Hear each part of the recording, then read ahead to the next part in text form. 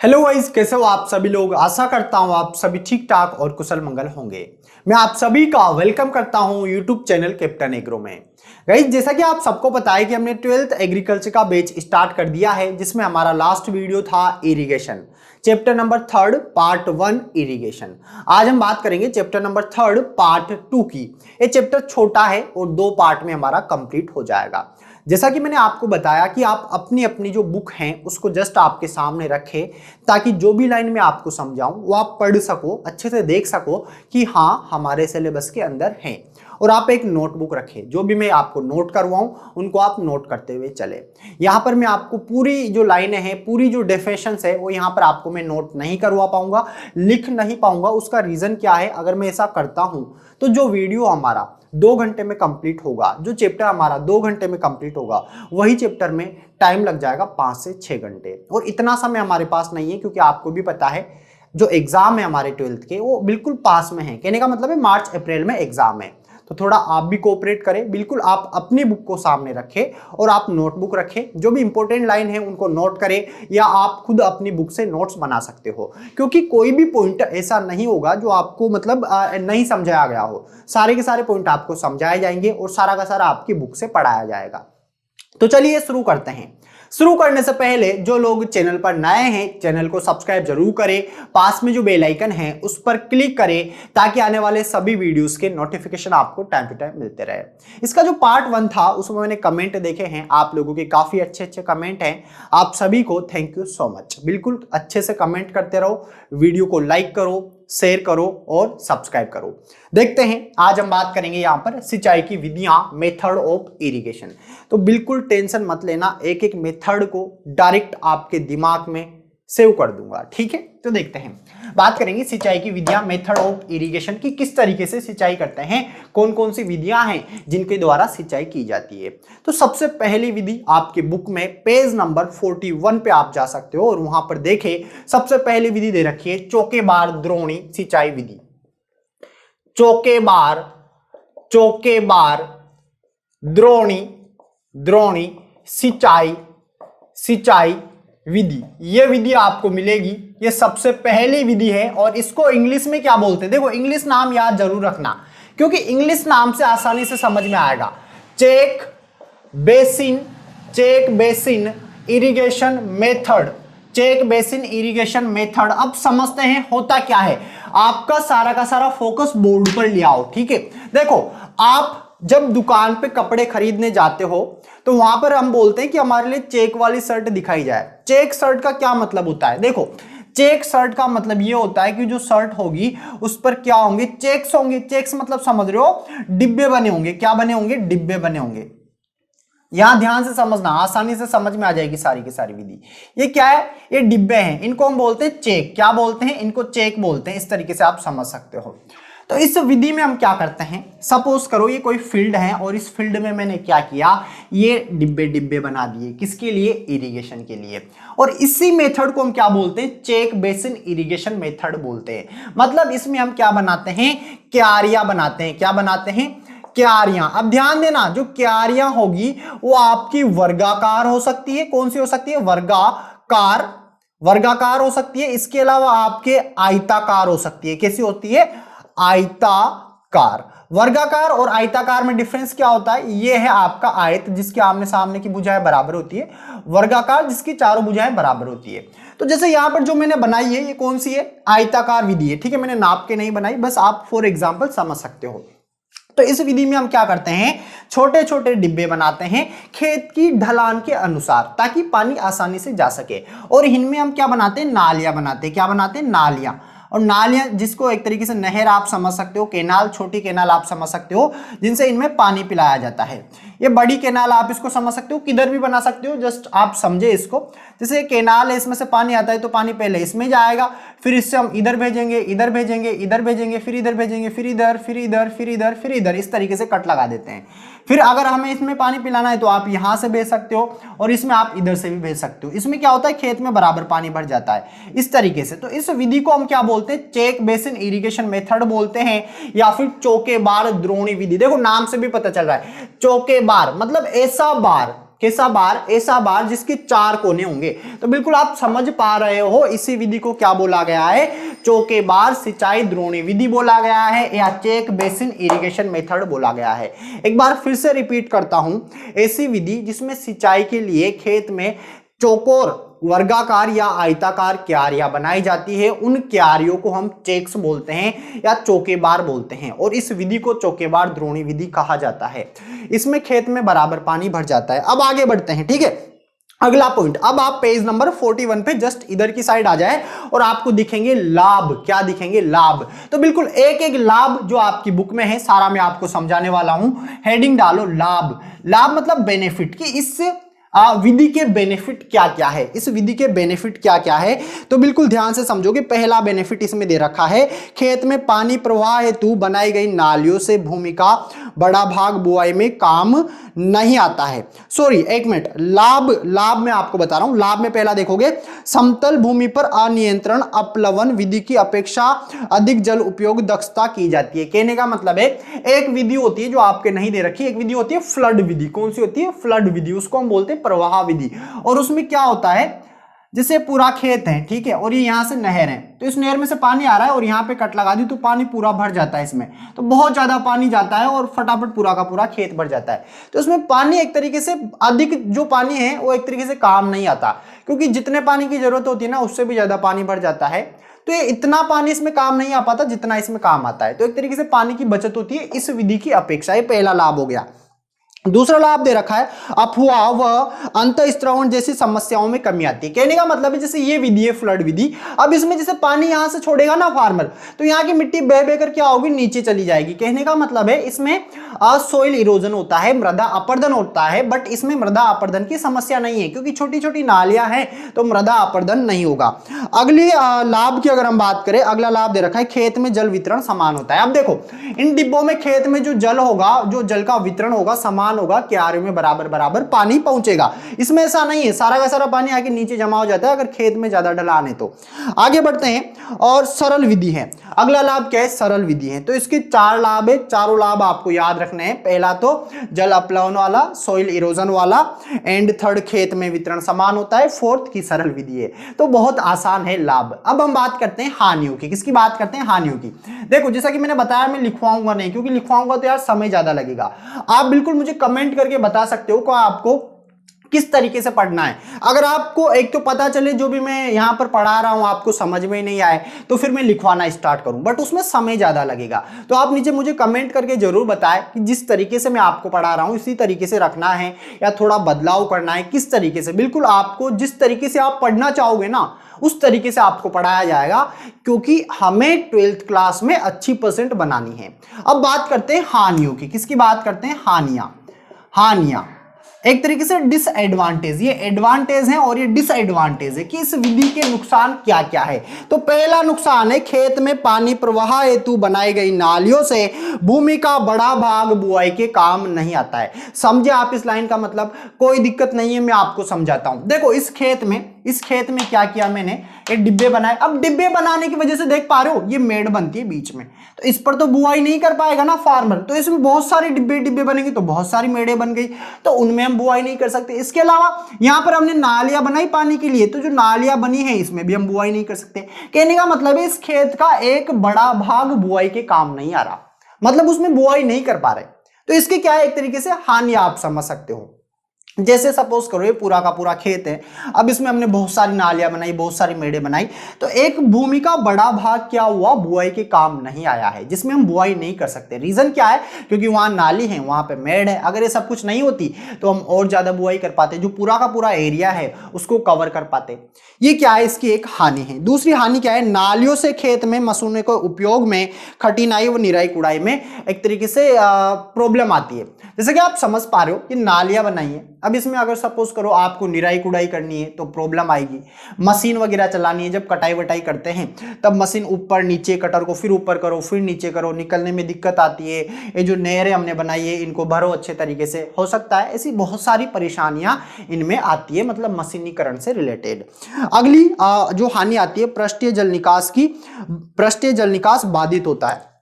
कहने का मतलब है जो जल भरा हुआ है उसका निकास नहीं हो पाता क्योंकि ये पर्टिकुलर डिब्बों में भरा हुआ रहता है। अगला अगली जो हानि है, खेत में अपेक्षाकृत समतलीकरण होना आवश्यक होता है। अगर इस खेत में समतलीकरण नहीं है, मतलब लेवल नहीं है आपकी जमीन, तो पता है क्या होगा, जैसे पानी इसमें मैंने यहां से इधर स्टार्ट किया, अब इधर क्या है, सपोज करो इधर का एग्जांपल लेते हैं, समझने में आसानी रहेगी। पानी यहां आया, ठीक है, अब अगर इधर बहुत ज्यादा ढलान है तो सारा का सारा पानी आके यहां पर भर जाएगा, यहां पर एकत्रित हो जाएगा, तो ये भी एक हानि है इस विधि में। इसीलिए पहले बोला गया है कि समतल होना चाहिए जमीन। कैसे होना चाहिए, जमीन समतल होना चाहिए, तभी ये विधि अच्छी मानी जाती है। अगली हानि आती है, खेत की तैयारी में अधिक मजदूर चाहिए। चाहिए कि नहीं चाहिए, देखो हमने 3 तो नालियां बना दी, मेड़े बनाई है, तो मजदूरों की आवश्यकता हमें ज्यादा पड़ेगी। ये पहली विधि हमारी हो गई। पहली विधि कौन सी थी, चौकेबार द्रोणी सिंचाई विधि थी। आप लोगों को अच्छे तरीके से समझना है, नाम से आप याद रखो, चेक बेसिन, चेक वाली शर्ट, मतलब डिब्बे डिब्बे आपके माइंड में आना चाहिए। लाभ हानि जरूरी नहीं है कि जो किताब में है वही आप लिखो। अगर आप एक फार्मर फैमिली से बिलोंग करते हो तो आपको प्रैक्टिकल नॉलेज होगी और आपको पता होगा कि रियल लाभ क्या होता है और रियल हानि क्या होती है। आप उनको जरूर लिखिए, क्योंकि ये किताबी नॉलेज है। अगर आप प्रैक्टिकल नॉलेज से अगर आपका पेपर दोगे ना, आपकी परसेंट अच्छी बनेगी। बट ऐसा नहीं है कि आप कुछ गलत लिख दो, आपको सही पॉइंट लिखना है, वाकई में लाभ है, वाकई में हानि है, तो वही आपको लिखना है। आगे बढ़ते हैं, अगली विधि आती है बॉर्डर पट्टी सिंचाई विधि, बॉर्डर स्ट्रिप इरिगेशन। इसको रफ कर देता हूं, अगर आप स्क्रीनशॉट लेना चाहते हो तो स्क्रीनशॉट ले सकते हो, मैं साइड में हो जाता हूं। बिल्कुल आप पढ़ते रहे, अच्छे तरीके से समझते रहे। अगली विधि कौन सी आती है, अगली विधि आती है बॉर्डर स्ट्रिप मेथड, बॉर्डर पट्टी विधि, बॉर्डर सेकंड नंबर की बॉर्डर पट्टी विधि, सिंचाई की विधि, और इसको इंग्लिश में बोलते हैं बॉर्डर स्ट्रिप मेथड। क्या बोलते हैं, बॉर्डर स्ट्रिप मेथड इसको बोलते हैं। अब समझो इस विधि में क्या होगा, देखो दोनों विधियां जो हैं थोड़ा सा डिफरेंस है, ज्यादा डिफरेंस नहीं है। यह विधि क्या है, हम वहां पर अपनाते हैं जो जमीन ढलान वाली हो, क्या हो, ढलान वाली, करीबन 0.05 से लेकर, लिख लेना जेड के लिए इंपॉर्टेंट है, 0.05 से लेकर 0.2% ढलान वाली जो जमीन होती है उसमें इस विधि को अपनाया जाता है। इस विधि में क्या किया जाता है, सपोज करो आज जैसे खेत में ढलान है इस तरीके से, तो इस खेत में पट्टियां बना दी जाती है। क्या बना दी जाती है, पट्टियां, इनको स्ट्रिप बोलते हैं, और ये बीच में बॉर्डर लगा दी जाती है। अब इसमें क्या होता है, एक नहर, एक केनाल बनाई जाती है। जैसे सपोज करो ये केनाल है, इसमें पानी आ रहा है, इधर आगे आप इस पानी को बंद कर दो और यहाँ पे आप कटे लगा दो, तो पानी क्या होगा, एक बारीक लेयर के रूप में इधर बहता रहेगा, बारीक, धीरे धीरे धीरे धीरे धीरे धीरे क्या होगा, पानी आता रहेगा। तो इस विधि में यह आपको याद रखना है कि बॉर्डर इरिगेशन मेथड क्या होता है, पानी एक पतली चादर के रूप में ऊपर से नीचे की ओर बहता रहता है। देखो आपका जो 12th का पेपर होता है वो सब्जेक्टिव होता है, आपको लिखना पड़ेगा, इसीलिए जो भी मैं बोल रहा हूं ना इनको आप लिख ले अपनी नोटबुक में। यह एक ऐसी विधि है जिसमें लंबी लंबी पट्टियां बनाई जाती है। यह विधि वहां पर अपनाई जाती है जिस जमीन में 0.05 से लेकर 0.2% ढलान हो, और ढलान के अनुसार इसमें लंबी लंबी पट्टियां, लंबी लंबी क्यारियां बनाई जाती है। नहर केनाल के माध्यम से इसमें पानी छोड़ा जाता है और पानी एक बारीक परत के रूप में ऊपर से नीचे की ओर बहता रहता है। इस विधि को हम क्या बोलते हैं, बॉर्डर पट्टी, बॉर्डर स्ट्रिप मेथड बोलते हैं। याद रखना बालको, इंपॉर्टेंट है। दो विधियां हमने पढ़ी है, दोनों में डिफरेंस क्या है, इसमें डिब्बे नहीं है। बहुत सारे स्टूडेंट सोचते हैं कि सर बॉर्डर पट्टी विधि और चौकेबार द्रोणी विधि दोनों एक होती है, तो दोनों एक नहीं होती है। इसमें हम पट्टियां बनाते हैं, इसमें बॉर्डर बनती है बीच में, जिसकी वजह से पानी इधर से उधर नहीं जा पाता है। तो इसमें डिब्बे तो है ही नहीं, इसमें क्या है, लंबी लंबी पट्टियां हैं। इसमें नुकसान काफी ज्यादा होता है, अगर नीचे ज्यादा ही ढलान है ना तो सारा पानी आकर इधर एकत्रित हो जाएगा। पानी यहां से आपने छोड़ा और अगर उसने एक रास्ता पकड़ लिया ना तो पानी यहीं से आता रहेगा, सोइल इरोजन भी होने की संभावना होती है। वो सब कुछ मैं आपको लाभ और हानि में बताने वाला हूं। तो चलिए अब देखते हैं हम इसके लाभ, कि इसके क्या क्या लाभ हैं, क्या क्या बेनिफिट हैं। तो बिल्कुल आप अपने नोटबुक में हेडिंग डाल लीजिए, लाभ बेनिफिट्स। पहला लाभ लिखो, पहला लाभ है आसान विधि है। हाँ बिल्कुल है आसान विधि। खेत ढलान वाला है, तो क्यारियां बना दो, लंबी लंबी पट्टियां बना दो, आसान है। दूसरा पॉइंट, अधिक जल मात्रा व प्रवाह को आसानी से प्रयुक्त किया जा सकता है। अगर जल अधिक आ रहा है ना तो आराम से, क्योंकि बहुत जगह मिल रही है इसको, तो आराम से कट लगा दो, पानी आराम से जाता रहेगा। थर्ड आता है, निराई कुड़ाई व मशीनों के प्रयोग में सुगमता होती है। इसमें आप कुछ भी चलाओ, मशीनें चलाओ, निराई कुड़ाई करो, ना तो कोई क्यारी है, ना कोई नहर है, ना कोई नालियां हैं, कुछ भी नहीं है, तो कोई भी प्रॉब्लम इसमें नहीं आती है। आगे बढ़ते हैं, अगला लाभ आता है, मेड़ों व नालियों के रखरखाव में कम खर्चा होता है। देखो इसमें मेड़े भी नहीं है ज्यादा और नालियां भी नहीं है, तो खर्चा भी इसमें कम होगा। अगला लाभ हमारे पास आता है, जल निकास की व्यवस्था करना आसान होता है। आसान क्यों होता है? नीचे एक नहर बना दो, जितना होता है। आसान क्यों होता है? नीचे एक नहर बना दो, जितना भी पानी एक्स्ट्रा भरा होगा कट लगा दो, क्या होगा, इधर से इधर बहकर निकल जाएगा। नीचे व्यवस्था होनी चाहिए। इसको हम बोलते हैं, आपने 11th में पढ़ा होगा, जल निकास बोलते हैं। कहने का मतलब है, खेत में जो एक्स्ट्रा पानी भर जाता है उसको बाहर निकालना ही जल निकास या वाटर ड्रेनेज कहलाता है। तो इसमें जल निकास की सुविधा भी आराम से हो जाती है। ये तो इसके क्या हो गए लाभ, मैंने लिखवाए नहीं है क्योंकि आपकी बुक से मैं पढ़ा रहा हूं, आप बुक में से इनको नोट कर सकते हो। बात करते हैं हानि की। आपका एक भी क्वेश्चन बाहर नहीं जाता किताब से, ऐसा नहीं है कि किताब से बाहर जा रहा है, एक भी क्वेश्चन आपका बाहर नहीं जाएगा। तो बिल्कुल आप किताब से नोट्स बनाएं, जो मैं आपको समझा रहा हूं आप उनको समझते रहे।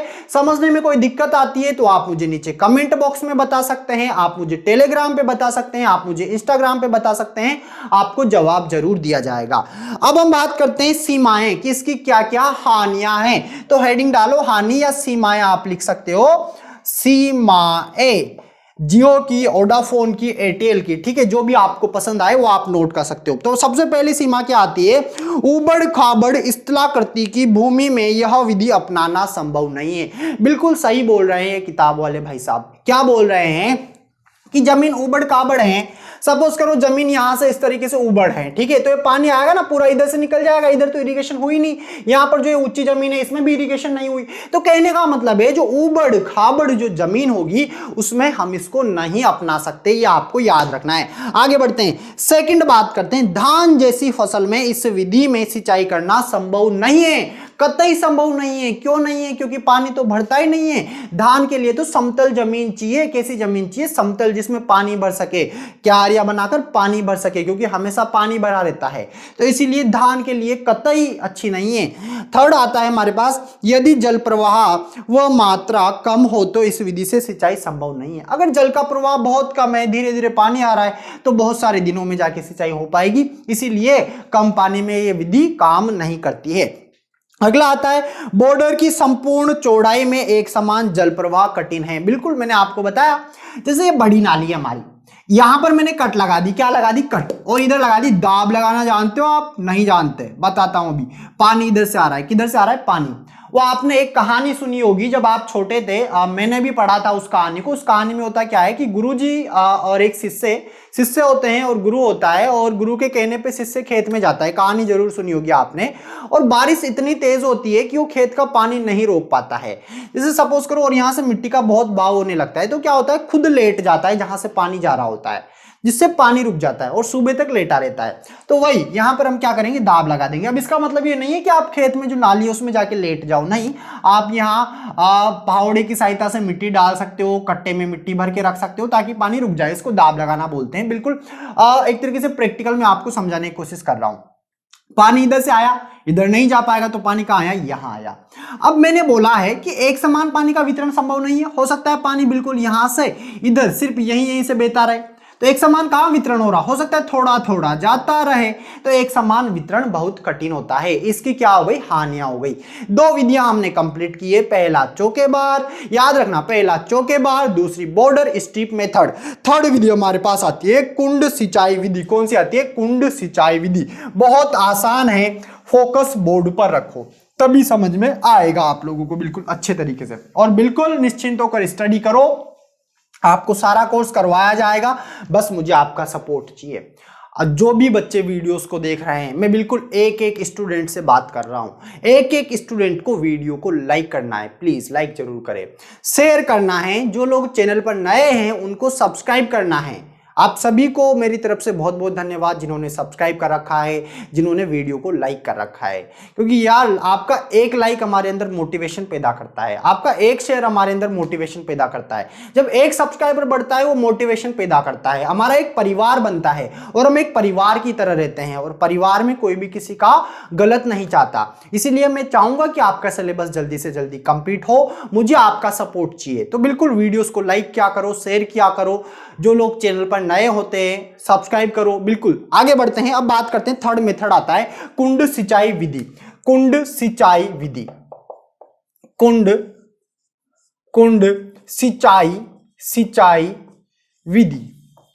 विधि इसको बोलते हैं फरो इरिगेशन मेथड। क्या बोलते हैं? फरो इरिगेशन मेथड बोलते हैं। Method, furrow irrigation method. इसमें क्या होता है, खेत की ढलान के विपरीत, खेत की सपोज करो ढलान इधर है, किधर है? ढलान इधर है, तो इसमें हम क्या करेंगे, छोटी छोटी इस तरीके से नालियां बनाएंगे। अब ये विधि कैसे काम करती है? पानी इनमें भरा रहता है। क्या? पानी इनमें भरा रहता है। और ये विधि कहां पर अपनाई जाती है, किन फसलों में अपनाई जाती है? जैसे गन्ना हो गया, आलू हो गया, देखा होगा आपने, मेड़े मेड़े बनी होती है, बीच में पानी भरा हुआ रहता है, तो इसको बोलते हैं कुंड सिंचाई विधि, क्योंकि कुंड की तरह पानी रहता है इसमें। ठीक है ना? कुंड मतलब वो मत समझना ना कि एक कुंड बनेगा, ऐसा नहीं है ना, खड्डा नहीं करेंगे हम, नॉर्मल मेड़ों की वजह से नालियां बनेगी पूरे खेत में इस तरीके से, और इसमें पानी आसानी से भरा रहता है। और ये कब होती है? ढलान के विपरीत। ऐसा नहीं है ढलान के इस तरीके से बना दोगे ना तो पूरा पानी ऐसे दौड़ते हुए जाएगा बहुत भयंकर तरीके से। ठीक है, आपको ऐसा नहीं करना है, जस्ट अपोजिट। तो आप क्या लिखोगे इस विधि में, फरो इरिगेशन मेथड में, इस विधि में खेत की ढलान के विपरीत लाइनें या क्यारियां बनाई जाती है, छोटी छोटी नालियां बनाई जाती है जिनमें सिंचाई की जाती है। सॉरी, इस विधि को ही बोलते हैं कुंड सिंचाई विधि। क्या बोलते हैं? कुंड सिंचाई विधि। अब बात करते हैं ये सिंचाई विधि किन किन में अपनाई जाती है। जैसे सब्जियों में हम इसका उपयोग कर सकते हैं। गन्ना कौन, शुगर केन में हम इसका उपयोग कर सकते हैं। मक्का में कर सकते हैं, आलू में कर सकते हैं, और प्याज में कर सकते हैं। ये हो गया आपके जेट के लिए इंपॉर्टेंट क्वेश्चन। लिख लेना कि किन किन में हम इस विधि का प्रयोग कर सकते हैं। सब्जियों में, गन्ना में, मक्का में, आलू में, प्याज में हम इस सिंचाई का प्रयोग कर सकते हैं। अब आ जाते हैं हम लाभ के ऊपर। क्या बेनिफिट्स हैं, क्या लाभ हैं, क्या हानियां हैं? तो आप जाओ अपनी बुक में पेज नंबर 42 पर, और वहां पर देखते हैं लाभ। सबसे पहला लाभ है वाष्पन द्वारा जलहास्य व पपड़ी बनने की समस्या नहीं होती है। क्यों वाष्पन क्यों नहीं होगा भाई साहब, क्या है ऐसा इसमें? तो देखो, सपोज करो आप ऐसे समझोगे, ये क्या है, ये है वो फरो मेथड, कुंड ये है, इनमें पानी भरा है और ये बीच में जो है ना पौधे उगेंगे, इधर से भी पौधे उगेंगे और इधर से भी पौधे उगेंगे, जिसकी वजह से क्या होगा, पौधों से नीचे पानी दिख नहीं पाएगा और सूरज की रोशनी पौधे पे पड़ेगी, पानी डायरेक्ट यहां नहीं आएगा, तो वाष्पन के द्वारा जलहास्य नहीं हो पाएगा। आगे बढ़ते हैं, अगला लाभ आता है कम मजदूरों की आवश्यकता होती है। कोई ज्यादा मजदूरों की आवश्यकता नहीं होगी, एक बार पानी भर दिया गया, नाली सारी सिस्टम से बनी होती है तो ऑटोमेटिक पानी भर जाता है। आगे बढ़ते हैं, थर्ड, चौकेबार विधि की अपेक्षा खेत का कम भाग मेड़ व नालियों के काम आता है। देखो, चौकेबार विधि की अपेक्षा खेत का कम भाग मेड़ व नालियों के, इसमें ज्यादा नालियां नहीं बनानी पड़ती। इनको नालियां मत समझना आप, ये क्या है, ऐसी फसलें होती है जो मेड़ों पे बोई जाती है तो ऑटोमेटिक नाली बनती है। आगे बढ़ते हैं, सीमाएं की बात करते हैं कि क्या क्या हानियां इससे हो सकती है, क्या क्या लिमिटेशंस हैं। तो सबसे पहले लिमिटेशन है अधिक वर्षा वाले क्षेत्रों में मृदा अपरदन की संभावना रहती है। रीजन क्या है, जैसे पानी भरा यहां पर, अब कुछ ज्यादा वर्षा हुई, पानी कुछ ज्यादा ही आ गया तो पता है इनको सबको तोड़ते हुए इधर ढलान की तरफ बहने लगेगा और जिससे क्या होगा, मृदा अपरदन होगा। मृदा अपरदन क्या होता है, मिट्टी का एक जगह से बहकर दूसरी जगह पे जाना, इसी को क्या बोलते हैं, सोइल इरोजन बोलते हैं। तो ये हो सकता है ऐसा। अगली जो हानि है वो आती है मेड़ों पर लवण एकत्रित होकर पौध वृद्धि पर विपरीत प्रभाव डाल सकते हैं। देखो, जब इनमें पानी भरा रहेगा ना, तो पानी जब काफी समय तक भरा रहता है तो आपने देखा होगा कि लवण जमा हो जाते हैं, और लवण जमा होते क्या होंगे, जो आपकी फसल है उस पर बुरा प्रभाव डालेंगे। थर्ड, बलुई मृदा है तो उपयुक्त नहीं है। क्यों नहीं है, क्योंकि बलुई मृदा में क्या होता है, अपरदन जल्दी से होता है, फटाफट तो एक जगह से दूसरी जगह पे बहने लगेगी, बालू मिट्टी आपने देखी होगी उड़ जाएगी इधर उधर, तो उनके लिए अच्छी नहीं है। अगला आता है पानी के दक्ष नियंत्रण हेतु कुशल मजदूर की आवश्यकता चाहिए। मजदूर सही होना चाहिए, जानकार होना चाहिए, तभी पानी का नियंत्रण अच्छे से हो सकता है। अगर पानी एक ही एक लाइन में जाता रहे ना तो ऊपर नीचे से इधर उधर चारों तरफ फैल जाएगा पानी। तो एक अच्छा मजदूर होना चाहिए जिसको जानकारी हो। ये 3 विधियां हमारी हो चुकी है। अगली विधि हमारे पास आती है अपृष्ठीय या अधोभूमि सिंचाई विधि। और इसमें कुछ लिखवाना कुछ समझाना इतना कुछ खास नहीं है, बस मैं नॉर्मल आपको बताऊंगा कौन सी विधि है। अधोभूमि सिंचाई विधि 4th नंबर की आती है। अधोभूमि सिंचाई विधि, इसको बोलते हैं सब सरफेस इरिगेशन मेथड। सब सरफेस इरिगेशन मेथड बोलते हैं। अब इस विधि में क्या होता है, ये विधि वहां पर अपनाई जाती है जो डायरेक्ट जमीन के अंदर पौधों की जड़ों को पानी प्रोवाइड करवाया जाता है। समझ पा रहे हो, जैसे जमीन है, ठीक है, इसमें जो पौधे उगे हुए हैं उनकी जड़ें इधर नीचे निकली हुई है। अब इसमें मैंने सपोज करो यहाँ कोई पाइप लगा रखा है और इसमें छोटे छोटे छिद्र कर रखे हैं, या छोटी ऊपर से नाली भी बना सकता हूं मैं जो डायरेक्ट इनके जड़ों में पानी प्रोवाइड करवाए। इस विधि को क्या बोलते हैं, इस विधि को बोलते हैं अधोभूमि सिंचाई विधि या सब सरफेस इरिगेशन मेथड। इसमें पाइपों के द्वारा, नालियों के द्वारा डायरेक्ट जड़ों में पानी प्रोवाइड करवाया जाता है। अब आप बोलोगे ये विधि कहां अपनाई जाती है, तो ये विधि अपनाई जाती है केरल राज्य में, जो नारियल उगाए जाते हैं उनमें। ध्यान रखना, नारियल के लिए, किसके लिए, नारियल, कोकोनट कौन, कोकस नुसिफेरा, ठीक है। तो याद रखना नारियल के खेतों में इस विधि को अपनाया जाता है। ये हमारी कितनी विधियां हो गई, 4 विधियां हो गई। और ऐसा नहीं है कि आप इसको पढ़ रहे हो इसको भूल गए, जब ये पढ़ी इसको भूल गए, भूलना किसी को नहीं है, याद रखना है। एक बार रिवाइज करवाता हूं। चौकेबार द्रोणी चेक याद रखना, बॉर्डर पट्टी, पट्टियां याद रखना, कुंड सिंचाई विधि इसमें अपोजिट लाइन है याद रखना, अधोभूमि इसमें जस्ट मैंने आपको समझाया जमीन के नीचे। ये हमारी 4 विधियां हो गई। अब हम बात करते हैं, अगली विधि हमारे पास आती है बौछारी सिंचाई विधि। मैं इनको रफ कर देता हूं क्योंकि 2 विधियां बची हुई है और दोनों इंपॉर्टेंट है।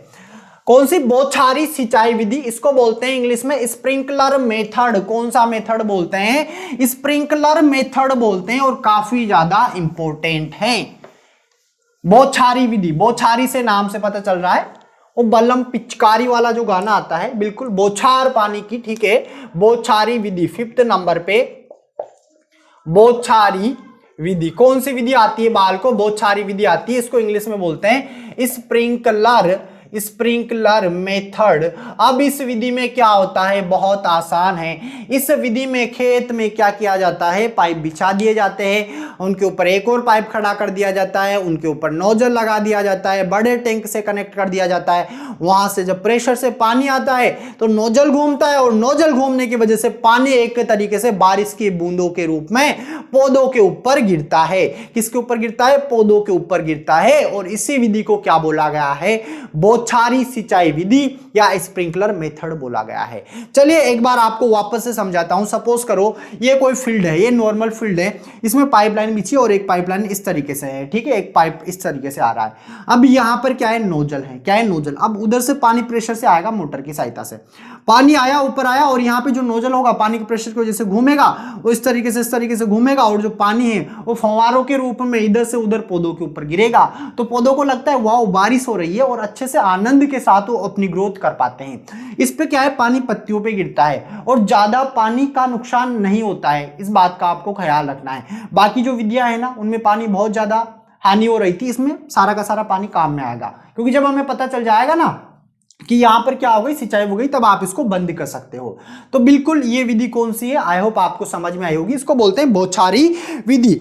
अब हम बात करते हैं यहां पर लाभ की, किसके लाभ क्या क्या है, लाभ क्या क्या है। देखो मैं आपको किसी की भी कोई सी भी विधि की डेफिनेशन नहीं लिखवा रहा, सिर्फ समझा रहा हूं, आप अपनी लैंग्वेज में इसको लिख सकते हैं।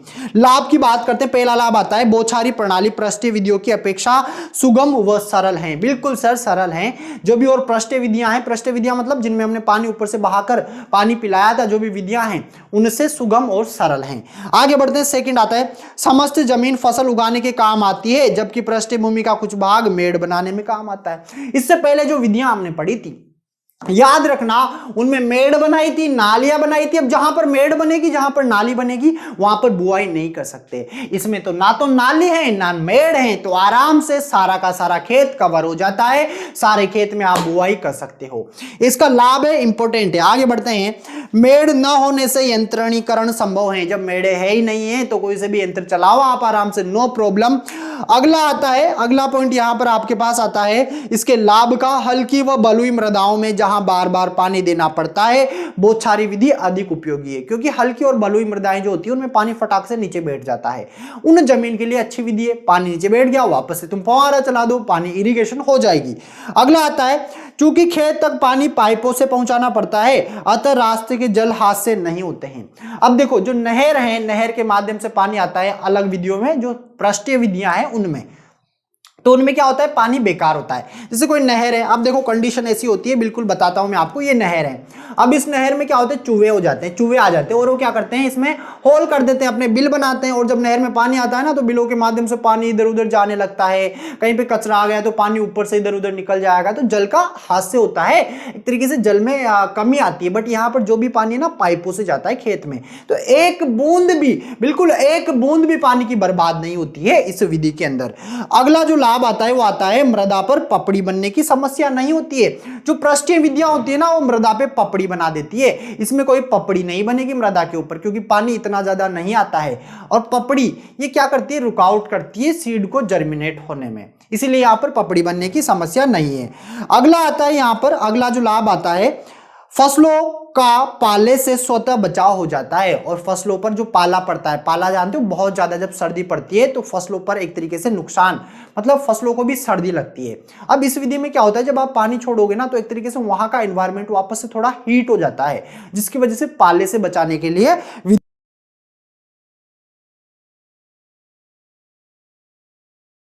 वापस से थोड़ा हीट हो जाता है, जिसकी वजह से पाले से बचाने के लिए विधि है, अच्छी विधि है। अगला आता है, सिंचाई के साथ उर्वरक भी दिया जा सकता है। जब आप सिंचाई करोगे तो जिस टैंक से पानी, मतलब जिस टैंक से पानी आ रहा है, उस टैंक में आप क्या करोगे, उस टैंक में आप उर्वरक डाल दोगे। क्या डाल दोगे, उर्वरक आप डाल दोगे। और जब ये उर्वरक आप डालोगे तो उर्वरक भी क्या हो रहा है, एक तरीके से साथ में जा रहा है। तो हम क्या कर पा रहे हैं, यहां पर उर्वरक को भी साथ में दे रहे हैं सिंचाई जल के साथ, और इसको बोलते हैं फर्टिगेशन। आपने 11वीं में पढ़ा होगा फर्टिगेशन। क्या बोलते हैं, फर्टिगेशन। फर्टिगेशन में क्या होता है, सिंचाई जल के साथ उर्वरक देना फर्टिगेशन कहलाता है।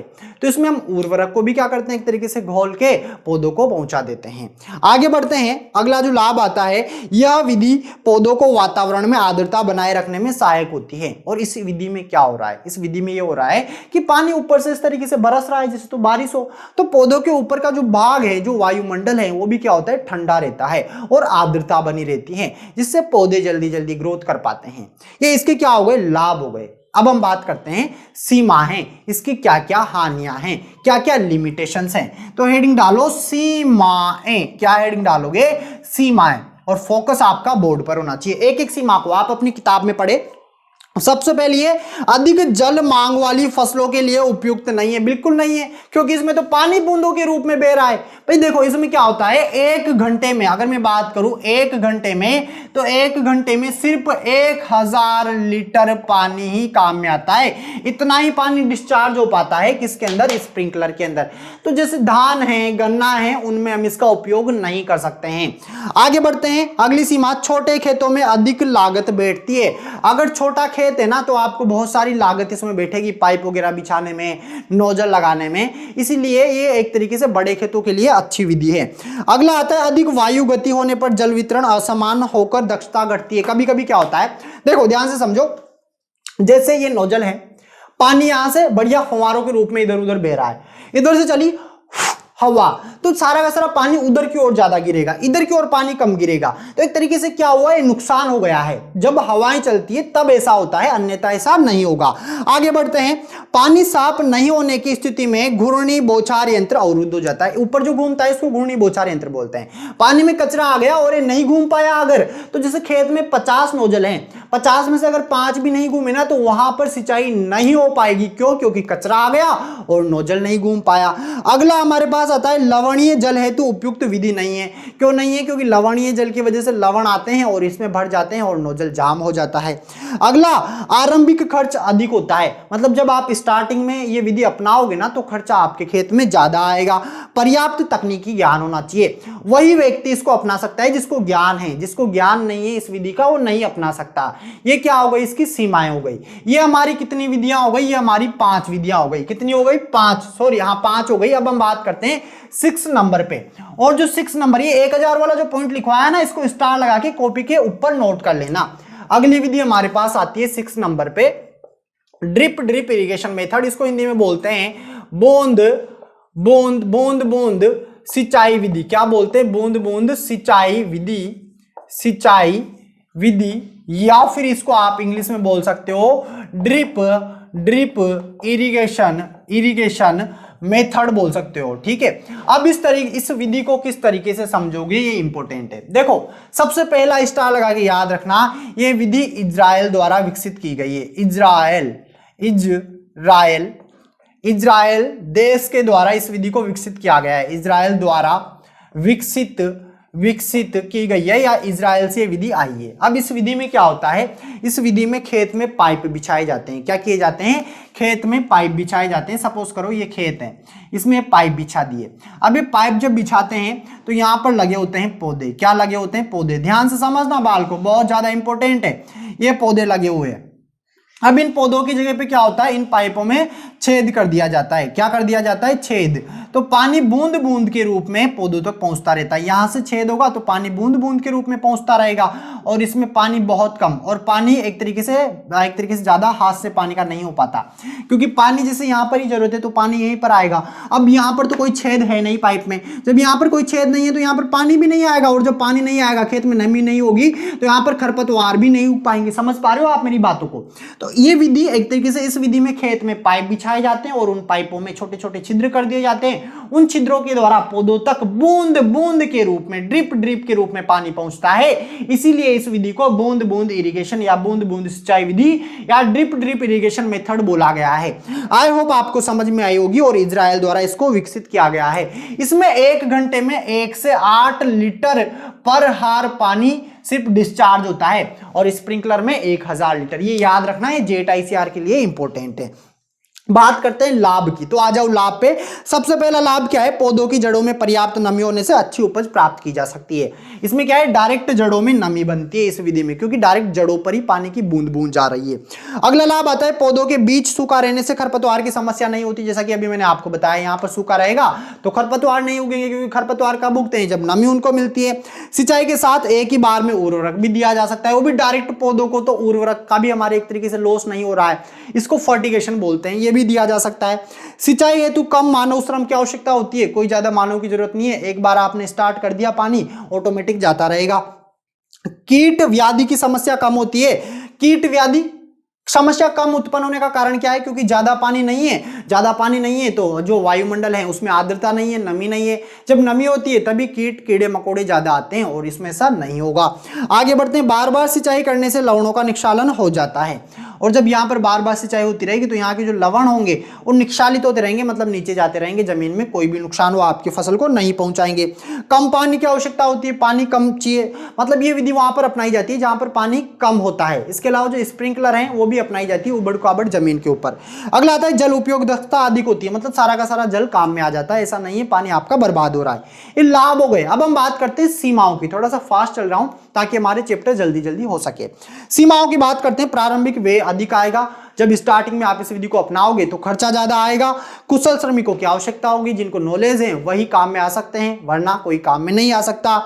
अगला आता है उत्सर्जक का छिद्र छोटा होने से अगर मिट्टी के कण फंस जाते हैं उन छिद्रों में, जैसे पाइप यहाँ छिद्र है उसमें अगर मिट्टी के कण आ गए तो ये पानी का एक तरीके से यहाँ से छिद्र आने की वजह से पानी बंद हो जाएगा और ये पौधा सूखने लगेगा। तो कभी कभी ऐसा होता है, सब कुछ ये देखना पड़ता है। अत्यधिक भारी मृदाओं की अंत स्पंदन दर कम होने से जल एकत्रित होने की समस्या होती है। अगर यहाँ पर ये पानी अवशोषण नहीं कर पा रही है तो यहाँ पे हो सकता है जल एकत्रित हो जाए काफी ज्यादा। आगे बढ़ते हैं। प्लास्टिक से बनी पार्श्व नलिकाएं चूहे और अन्य जीव नष्ट कर सकते हैं। जो नालियां बनी होती है किससे बनी होती है? प्लास्टिक की। अगर इनको चूहे वगैरह ने काट दिया तो वहीं से पानी बहने लगेगा, ये भी एक समस्या है। वार्षिक फसलों में बार बार लगाना व हटाना पड़ता है, मतलब जो एक साल के अंदर जो फसलें ली जाती है, अगर जैसे बात करें एक साल में कोई भी फसल लेते हैं, फसल की जब हम कटाई करेंगे तो बार बार हटाना और लगाना पड़ेगा, फिर बुआई करोगे फिर लगाओगे, फिर कटाई करोगे फिर आप हटाओगे। तो ये क्या हो गई? इसकी सीमाएं हो गई। आई होप आप लोगों को ये चैप्टर बिल्कुल अच्छे तरीके से समझ में आया होगा। इरिगेशन वाला जो हमारा चैप्टर है कंप्लीट हो चुका है। कोई भी डाउट है कमेंट के माध्यम से बताओ, और जिन्होंने अब तक प्ले स्टोर से कैप्टन एग्रो ऐप को डाउनलोड नहीं किया है, डाउनलोड करो, लिंक नीचे डिस्क्रिप्शन में दे रखा है। और वहां पर जो भी स्टूडेंट एग्रीकल्चर सुपरवाइजर की तैयारी करना चाहते हैं कर सकते हैं, कोर्स अवेलेबल है, उनको परचेज करना होगा, सारे के सारे वीडियोस आपको मिल जाएंगे। इसके अलावा जिन्होंने अब तक इंस्टाग्राम फेसबुक पेज को फॉलो नहीं किया है, फॉलो जरूर करें, लिंक नीचे डिस्क्रिप्शन में है। इस वीडियो को आप लाइक करें, अधिक से अधिक शेयर करें। जो लोग चैनल पर नए हैं चैनल को सब्सक्राइब जरूर करें। हम मिलते हैं अगले वीडियो में, तब तक आप सभी को मेरा राम राम, नमस्कार, जय जवान जय किसान, जय हिंद फ्रेंड, बाय बाय।